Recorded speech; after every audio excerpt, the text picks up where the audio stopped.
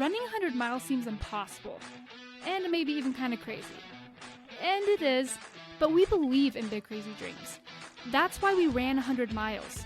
It was such a life-changing experience for us, we decided to devote this podcast to preparing and inspiring you to run your first ultra race. Are you ready to feel the highest highs and the lowest lows?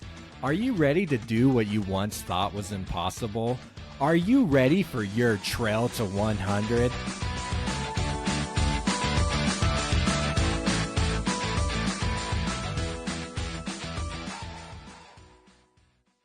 Thank you for joining us here on Trail to 100, the podcast mode to help you finish your first 100-mile race. My name is Jacob Bateman, and joined along with me is my beautiful and lovely wife, Melody. What's up? Why are you laughing? What is up? What is up? Are you trying to mock me or something? I don't understand what's going on. I said, what is up, TRN? Why? What is up, T2100? T2100? Yeah. What up? What up? It is 9 o'clock here on a Thursday night. You guys, August our bedtime 21st. is 9:30. Yeah. 9:30. I'll have a jar of peanut butter in Jacob front asked of me. me if I would bring down some peanut butter and a Banana and a spoon. As he was walking down the stairs with 3 cheese sticks. As you can see, I'm Don't eat fast that. on the recovery from my 100-miler, which we're not talking about in this episode. Hopefully the 100-miler episode will have already been released before this. But anyways, I'm a week and a half. Oh, I'm basically 2 weeks out now. Yeah. But today's podcast is all about me. Jake, I was just eating my talk peanut about butter running now. banana. Anyways, so Jacob, seriously? He just has a whole meal right now. we need to record this podcast. Mood. Stop acting like you're cool. I don't think kids even say that nowadays. Mood. No, but you do. No, I never say that. Yes, you do. No, I don't. Your sister does. Yeah, my sister's Gen Z, okay? And sometimes you do what your sister does. Anyways, let's get to running. But she doesn't do that. So, Melody Bateman, you just ran a trail marathon last weekend. Look, I'm wearing the medals. If you're on YouTube, Jacob made me wear them. If you're let's do an episode on YouTube. This is the episode with me. This is probably the eating, episode you drinking. want to see what's happening. You got bananas here, half-eaten one. It's got a hair on it now. That's disgusting. It's your hair. Okay. Anyways, Melody, tell us, what got into you? Why did you go run a trail marathon in Green River, Wyoming? So this run was called Run with the Horses. And a while back, I got back into running this year myself. As in, I never really left the running world, but I haven't personally been running since having a baby. Anyways, this is the year I got back into it. You know, we had my White Pine recap. That was super fun. But before I signed up for White Pine, I was like, okay, I need to do something this year. And I was like, maybe I just do a marathon, you know? And I know you guys are thinking, marathon, you guys are ultra runners, like, why not? Anyways, but at the time I was like, maybe I'll do a marathon. I'll try to find something close. And I found this race and I was like, maybe this will be my A race for the year. And then I ultimately decided to do White Pine, kind of forgot about this race. And then after White Pine, I was like, let's kick it up a notch. And I signed up for the Pony Express 100 in October. So officially training for my second 100-mile race, finally. This will be 5 years later. Isn't that nuts? You know, and I remember saying that after we ran our first 100-mile race in 2020, I was like, I said something along the lines of, just wait, like, either it was like a joke, and I was like, I'm not going to do another one for 5 years, or I was like, just watch our next one not be for 5 more years, or something like that. I remember saying something like that, so it's kind of funny that it's actually how it went.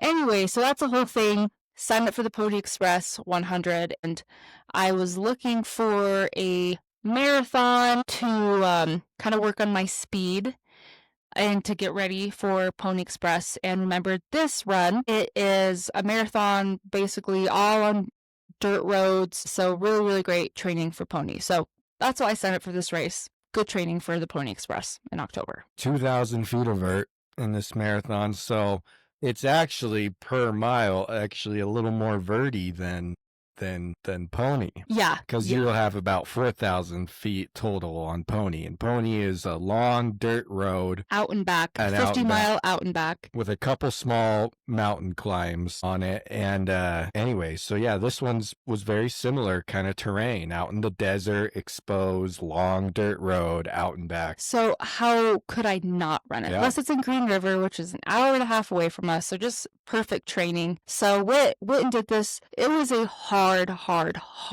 marathon. I feel like it's kind of right in the middle of a road marathon and a trail marathon. I feel like there were lots of road runners there, but there are also lots of trail runners there. 2,000 feet for a road runner, it is considered a lot in a marathon, right? Yeah. And I feel like for a trail runner, it's not a lot.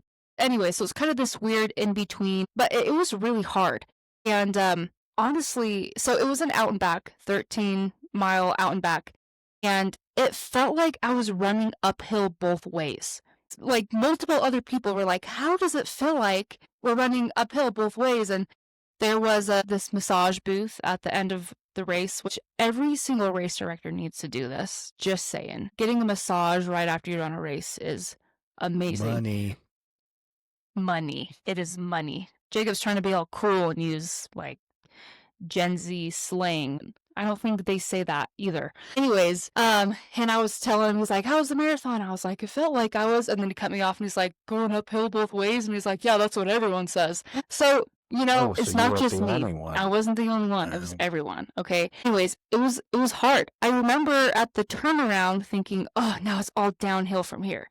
And then I had an uphill and then another uphill. And I'm like, what the heck, man? Anyways, so it was hard. It was exposed. And I guess here's the recap of it. When we started this race, going into this race, I had a really bad week. It was just really stressful. Didn't get a lot of sleep. Was honestly considering not doing it. And last minute, I decided, okay, we're doing it. And honestly, it was one of those things where, I mean, Jacob, I was complaining. I was like, I'm not going to do this race. But the whole time we both knew I was going to do the race. But because that's just how I work. A lot of us work that way. Anyways, so we go to Green River. It was super fun doing this trip with the family. Travis loved being in a little motel. We got a little bouncy ball and he was running all over the motel, throwing the bouncy ball around, and he thought it was fun getting in the shower and jumping on the bed. Anyways, that was my favorite part of the whole thing, honestly. Anyways, so start the race the next morning. I honestly did not want to be there. I didn't have a great attitude. I was like, I'm tired. Also, I did not taper at all. I had worked out really hard that week because I was like, I'm not going to do the race. And I was kind of working out my feelings, so I was going hard in the gym every day and started running, immediately felt really heavy. And I was like, this is just going to be hard. And at the beginning of a race, Jacob's just eating his peanut butter and banana. At the beginning of any race, you're like, oh, this is going to be a long time. Like I'm going to be out here a long time. And I just was not feeling it. I just did not want to be out there. But I decided, I'm like, okay, what can I do to get my mind right? Like if I'm going to do this, I don't want to be miserable the entire time. How do I get my mind right? And I thought about listening to a Sally McRae podcast. So I went to there's no reception out there. So I went to my downloads, found a Sally McRae podcast I hadn't listened to before. And it was something like 5 mental tips when you're in the middle of a hard race or something. I was like, that sounds like what I need. Turned on this podcast. It was about 30 minutes long. And she just had these awesome tips. It was really motivating. And honestly, like I just felt my mood getting better and better as I listened to this podcast. By the end of the podcast, I was like, yeah, like I got this. And I had a moment of runner's high where I just felt good. I felt like I was flying, like I was floating, got good tunes going, looking around at my surroundings. It's super beautiful, all these cool rock formations. And I was like, okay, this is heaven. And anyways, and And honestly, like, there's not much to report after that. I felt good. I obviously felt heavy, but my mind was in a good spot and I was able to keep going. Now, I will say, I guess one more eventful thing that happened on this run is towards the end, I had a poop in the chute, okay? And it is a totally exposed, there's no bushes, no trees, no rocks, nothing, okay? So they didn't have very many porta potties. I think there were 2 porta potties on the whole route. And I had to hold this poop in the chute for about 5 miles, and that was miserable. But, I kept telling myself, I'm like, this is going to happen on pony. I'm not going to have a chance to go. I'm going to have to hold it in. And, so I just sucked it up literally and waited till I got to a porta potty. Relieved myself, felt a lot better, was able to finish the run strong. Another thing that I learned on this run, I used to be a big believer in carb loading because it always worked for me. I never had a time where carb loading the night before did not reap wonderful rewards on race day. So I did what I always do. I carb loaded. We went and got burgers, and then I ate 3 or 4 giant chocolate chip cookies, and I was like, okay, I'm ready to go. And honestly, it screwed up my run. I've been religiously tracking my macros for the past month, and I have been eating consistently, and it was too much. I think what was happening before is I wasn't quite getting enough calories. And so then I'd carb load the night before, get the calories that I need, and I'd feel good on my run. But because I've been consistently getting enough calories every single day, I think I just overdid it with those 4 chocolate chip cookies, and it messed up my gut. So my gut wasn't super happy the entire run, but I did have a nutrition plan, and I was able to keep my gut in check. And I was really proud of that. I feel like I really have this year dialed in my nutrition and figured out how to keep my gut in check. So that was really good. So anyways, so I guess those are the 2 big things. I learned a lot about nutrition, and I honestly was really proud of myself for being at a low point and being able to okay, how can I get out of this mental low? And I was able to get my mind right. I was able to use a strategy of okay, what's something I can listen to get my mind right? Instead of, I feel like in the past, 2020 ultra running Melody, when we were just getting into the sport, I feel like I wouldn't have even considered okay, how can I get my mind right? I would have just been oh, this sucks. I would have complained and been sad the entire time. But now I realize, okay, my mind's not in the right spot. I need to do something to get my mind right so I can continue doing this. And I think also being a mom has taught me how to do that. Sometimes it's 7 o'clock in the morning, I'm already burnt out, and I'm like, okay, how do I get my mind right so I can get through the rest of the day? Anyways, there's my ramble on the Run with the Horses marathon. So you talk about you've been learning a lot about nutrition. What have you been doing that has been helping you? I have been tracking it. And this is something I am so incredibly passionate about now. If you are not tracking your nutrition, start tracking your nutrition. And I know that past Melody, if I heard myself say that, I would be rolling my eyes and I'm like, dude, that's way too hard. It's way too tedious. Just do it. It's worth it. Yes, it takes time. Yes, it's a little bit complicated, but it's worth it. Remember that most people DNF their first 100 because of gut issues. So dial in your nutrition. So what I've been doing on all of my long runs is I plan out my nutrition the night before. And the stuff that I look at is mainly calories and sodium. I do think, if you really want to dial in your nutrition, you can look at calories, sodium, carbs, fat, protein. But if you just want to get started with tracking, just start with calories and sodium. So I look at those 2 numbers, and I also keep my fat as low as I can keep it. I haven't quite, according to our Julie Shobe episodes, if you haven't listened to those, we'll put them in the show notes. She's our nutritionist that we've had on a couple times. According to her, I'm not quite getting enough carbs, so that is something that I'm continuing to work on, is getting my carbs up. But anyways, I look at my calories, I look at my sodium, I try to keep my fat low, and I plan it all out the night before. And yeah, I plan it out the night before. I test it on the run, and each long run, I test something a little bit different. I test eating every 30 minutes, I test eating every hour, and then I have a notebook where I've been writing down what I've been eating, and then I write down all my macros and sodium and whatnot. So yeah, like if you're not tracking your nutrition yet, I would highly recommend tracking your nutrition. So how many calories an hour are you getting in? I'm getting at least 250 calories an hour and at least 250 milligrams of sodium an hour. So this is what's been working for me. My go-tos have been Cliff Bars, Pop-Tarts, and Uncrustables. And I tried Martin gels for the first time on this marathon, and those were amazing. So definitely, I know, I used to hate on them. Whole time.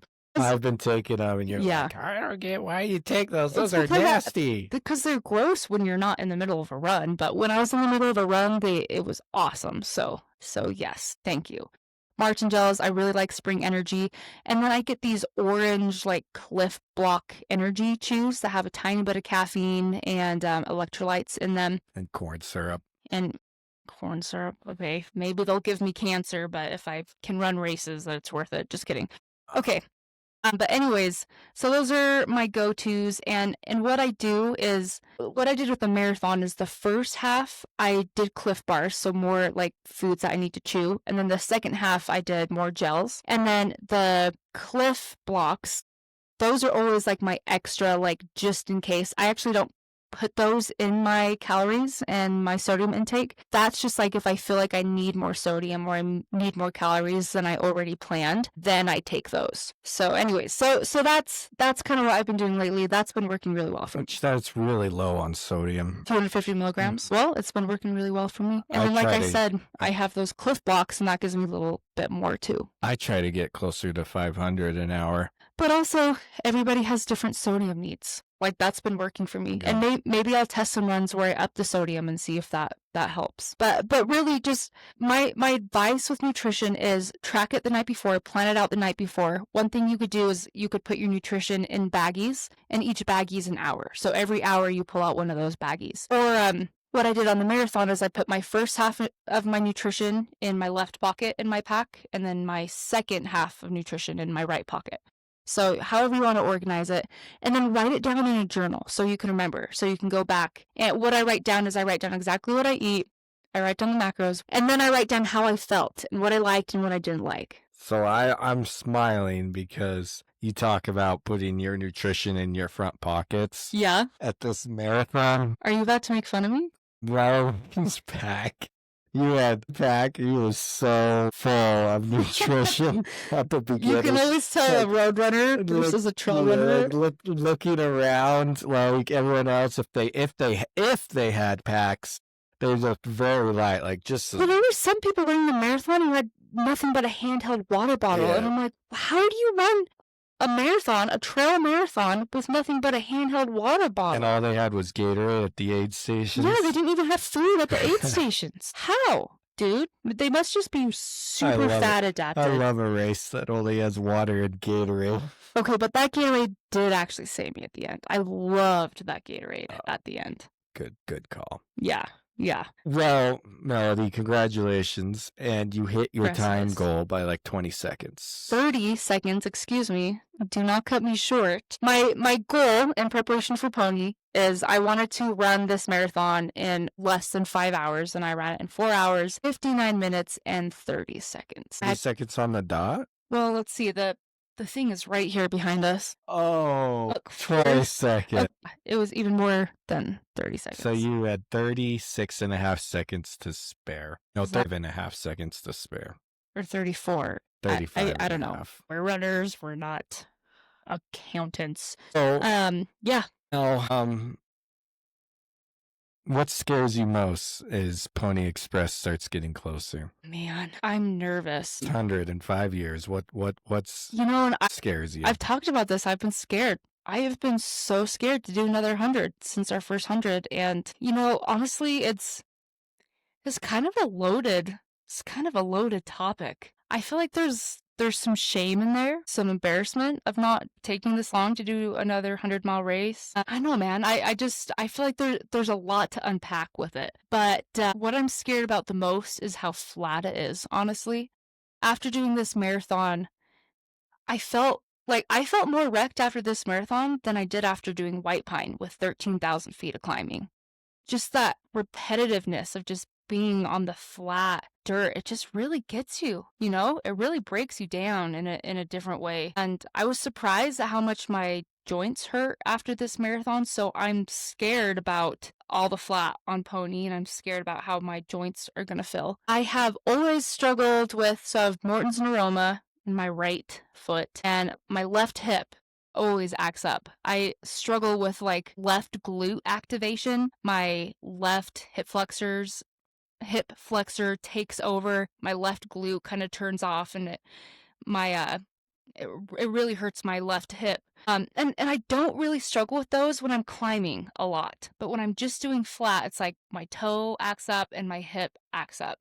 Another thing I was proud about with this marathon is I've really been working on my running form, and I've been running on the treadmill a lot, and that has helped me so much with my running form. And I was able to focus on my form and keep the pain in my toe and in my hip at bay on this marathon. So I'm working on it, but anyways, I feel like my answers are always very long-winded, but that's what I'm scared about, is the flat running. What the flat is going to do to your body. Yes. Yeah, and if I can get my body ready for that flat in time. That's something to fear. Yeah, it is, man. It is. It is. What excites you the most about getting out there on race day? Wearing a hoodie that says Pony Express 100. Hoodie? Okay, let me tell you the story. When I was in PTA school, before I knew anything about ultra running, there was this girl. Her name was Apony. And she was like the most bad-A mountain woman I've ever known in my life. Like, she was born in a yurt, okay? And she wore this hoodie to school one day that said Zion 100. And we were asking her, oh, what's the Zion 100? And she's like, oh, it's a 100-mile race. And everyone, we were like, 100, like you ran 100 miles. And it was this whole thing. And I was just amazed. And I just always thought about her wearing that 100-mile hoodie, and I didn't tell you this, but I may have spent a little extra money, and I bought myself a Pony Express 100 hoodie for when I finish the race, and I can't wait to wear my 100-mile race hoodie like Apony did when I was in PTA school. Yeah. Agreed. I mean, like, I love wearing my freaking 100-mile buckles. Yeah, man. Yeah. I'm just, it's a big accomplishment. Like I talked about in the White Pine 55K episode, which we will also put in the show notes. Like I said, I've had to gain real life experience and kind of battle some demons to get to this point where I was ready to sign up for another 100-mile race. And I'm really excited to conquer more demons and to conquer fear. I've already kind of hit some walls in training where I've doubted if I'm gonna be able to do this, and I've already talked to Jacob and been like, should I do this? Like, should I back out? And what did Jacob say? Jacob said, no, Modi, you're all gonna back out. Jacob said, if you do that without my support. Jacob said, if you back out, then I'm gonna punch you in the face. Yep. And I was like, okay. But I'm not that scared of Jacob punching me in the face, though. Side note. I did not say that. We are in a happy, healthy marriage. Yeah. And if I did say that, I would never actually do that. It's because he couldn't actually do that. Okay. Anyways, what was I saying? Well, yeah, anyways, the biggest thing is I'm excited to conquer these fears and these doubts that I've had for so long. Well, I'm excited for you to do that. Thanks. Races are hard, whether they're flat, whether they're mountainous, whether they're in the ocean, they're hard. Why would you say that? Anyway, so... Has anyone ever swam 100 miles? Yeah, I guarantee you multiple people have. Yeah, probably. Well, Melody, congratulations on the marathon. Congratulations on signing up for a 100-mile race. Thank you. And congratulations on the pain that you're going to go through out there on that 100-mile race. Thank you. But seriously, I'm proud of you. I'm proud of you for, this wasn't exactly planned for this year. And even though we hadn't planned it, you still were, you saw an opportunity and you took it. So Because if you want to run 100 miles, you make it happen. Yep. You saw an opportunity and you decided you're going to take it, even though it wasn't like perfectly set up. We definitely have had to be very creative with signing up for Pony and making it happen and finding babysitters. And Jacob's going hunting the week after it. So it's a little bit hectic, but we're making it happen. Yeah. Well, thank you everyone for joining us tonight here on Trail to 100, or this morning or today, or whatever time you're choosing to listen to this. But for us, probably on a run. And if you are on a run right now, you are awesome. You're kicking butt. Keep going. Finish strong. You're doing better than me.